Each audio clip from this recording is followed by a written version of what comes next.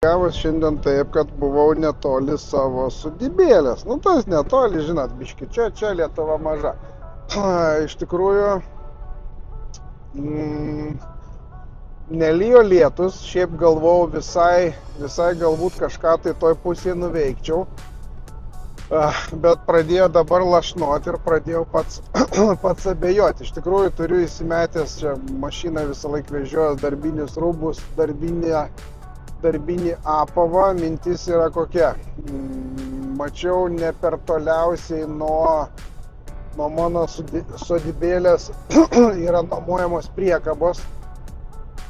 Tai galvoju, nuvarau, išsinuomoju priekabą, užsikabinu ant savo tanko ir bandyti iš tikrųjų dalį šiukšlių išvežti iš sodybos. Nežinau dabar iš tikrųjų kaip čia bus, nes tas lietus tai nei gera. Kuo ten yra šlapiau, tuo yra sudėtingiau pravažiuoti, bet iš tikrųjų bandyti reikia, nes kitaip nebus. Ir pasižiūrėsiu, iš tikrųjų, dar klausimas, nežinau, ar jie ten tą priekabą turės. Jeigu priekabos neturės, tai bus ženklas, kad man ten važiuoti šiandien nereikia, bet nu gal kažkur tai gausiu. Tai va, tikslas yra paprastas, ten yra visokių šiukšlių, kurių neišėjo utilizuoti vietoj, tai bandysiu susikrauti, susidėti ir išsivežti Kaišiadorys į šiukšlyną iš tikrųjų.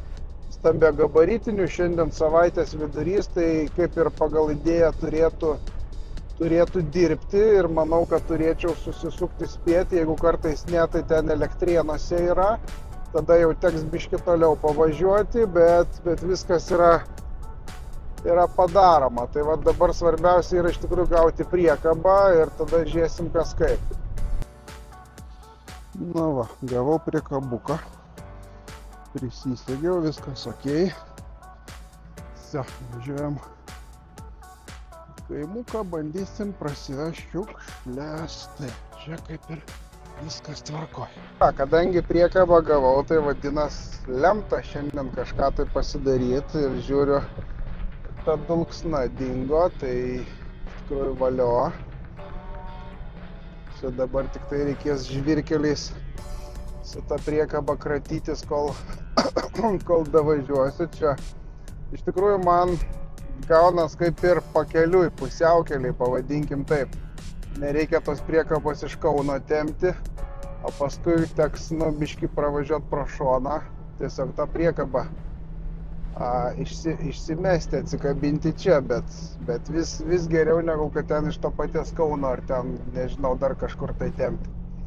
Tai va, žiūrėsim tik tai, kaip čia gausis iš tikrųjų. Ta priekaba palei mane čia yra apie 3 gal metrus. Žiūrėsim, kaip ten seksis tais dirvonais visais. Bet ką padarysi ir kaip ir. Tai varom tolyn. Nu ką, susijungiau visus varančius ir drožiu per dirvonus. Žemė kol kas netrodo labai šlapia, bent jau čia ant kalno. Ten lomoj slėny pasižiūrėsim, tikiuosi, kad čia sėkmingai.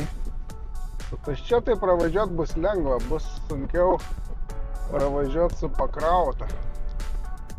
Bet, taip sakant, patuksėkim kam nors per kaktą 3 kartus ir tikėkime, kad viskas bus čia labai gerai ir gražu.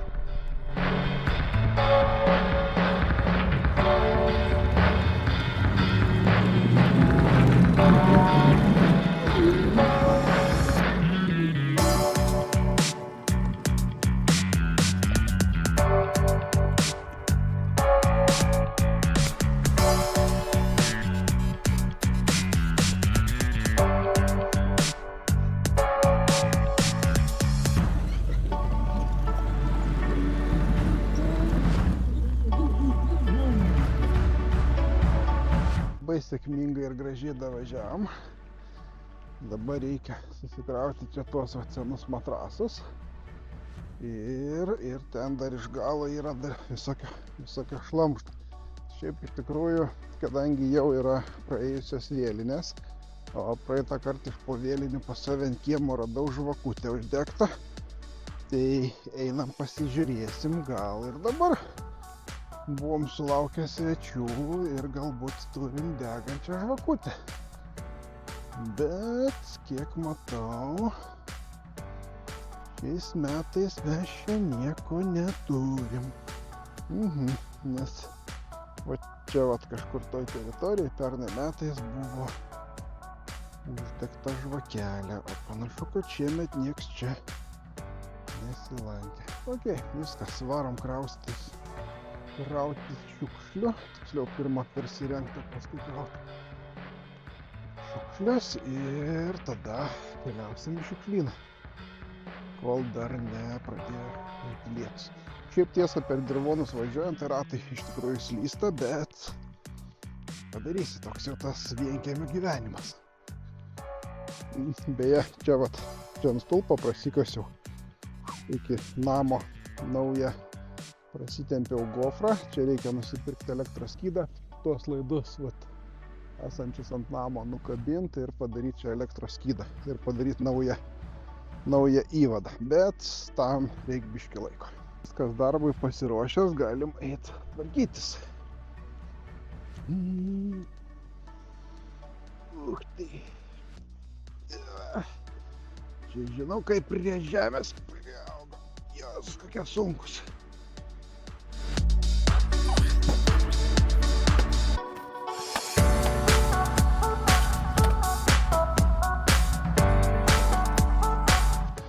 Čiužiniai drėgmės tiek prisitraukia, kad vienam vos pakelt eina.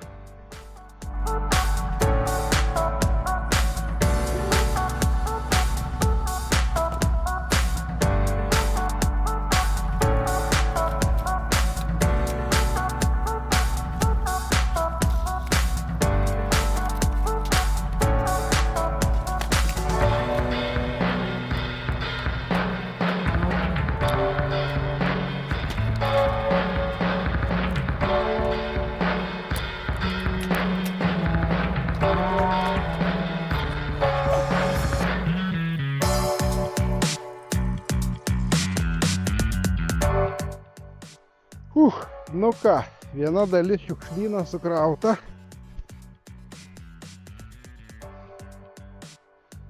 Dabar važiuojam į kitą pusę, žiūrėsim, kas ten gausis.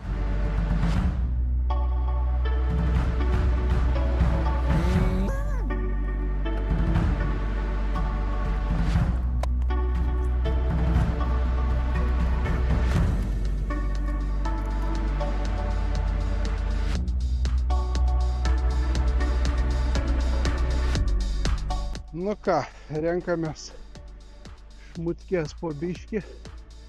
Reikia iš tikrųjų dar tenai kažkokių šiukšlių yra.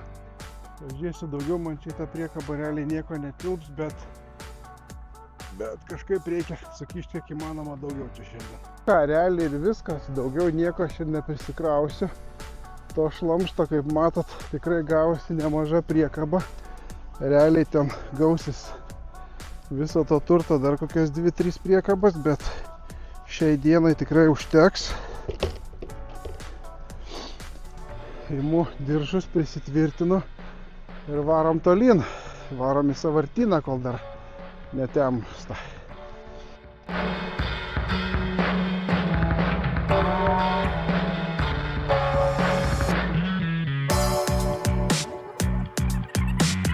Baigiu pasiekti aikštelę.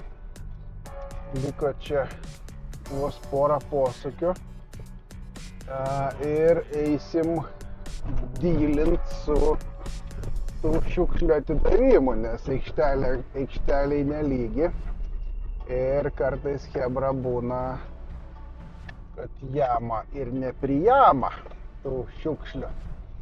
Tai pasižiūrėsim iš tikrųjų, kaip čia kas, bet Google'as rašė, kad aikštelė dirba. Tai tikiuosi, kad čia viskas eis.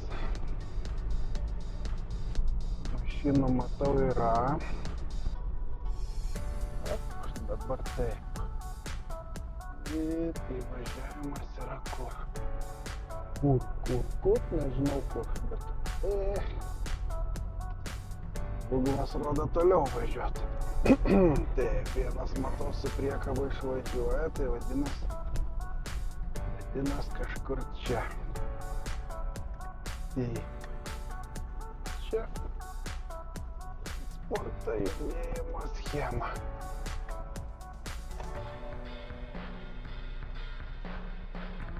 Ok, einam žiūrėti video kažkaip. Dokumentas susirasti.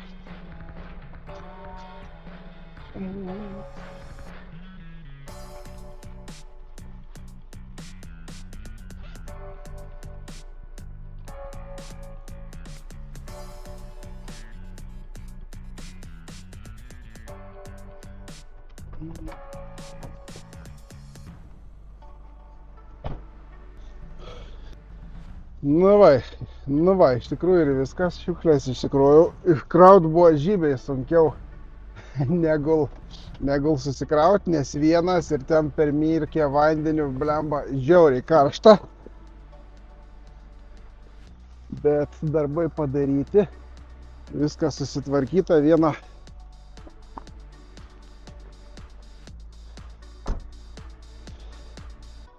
vienas priekabukas priduotas, didysis, iš tikrųjų seniai tą reikėjo padaryti ir džiaugiuosi, kad pasidariau dabar. Kažkaip, aišku, kai atsiras tokių, kurie sakytų, ai, taigi galėjai išvežti į mišką ir ten palikti. Būtų čia nepriėmę, būčiau vežęs į Elektrėnus, būtų Elektrėnuose nepriėmę, būčiau vežęs į Kauną, į Kėdainius, bet kur, bet ne gamtoj.